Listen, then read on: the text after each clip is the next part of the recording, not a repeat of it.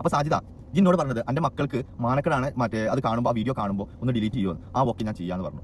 ഇനി ഇതോടുകൂടെ നിർത്തിക്കള, ഒതുങ്ങിക്കള എന്ന് ഞാൻ പറഞ്ഞു അല്ലേ. പക്ഷേ ആ വാക്ക് നീ തെറ്റിച്ചു. ഇനി നിനക്ക് ന്യായീകരിക്കാനും പറയാനും അതല്ലെന്നുണ്ടെങ്കിൽ പിന്നെ 100 കാരണങ്ങളുണ്ടാവും. ഞാൻ അതിനല്ല 100% സത്യം പറഞ്ഞത്, ഞാൻ ഇതിനാണെന്നുള്ളത്.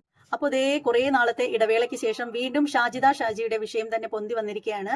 അപ്പോൾ അതെന്തുകൊണ്ടാണ് ഷാജിദ വന്നിട്ട് ഷെരീഫിനെ ഇത്രയധികം തെറി വിളിച്ചത് എന്നൊക്കെയുള്ള കാര്യങ്ങൾ നിങ്ങൾക്ക് അറിയാൻ താല്പര്യം ഉണ്ടാവുമല്ലോ. അപ്പോൾ അതേക്കുറിച്ച് നമുക്ക് സംസാരിക്കാം.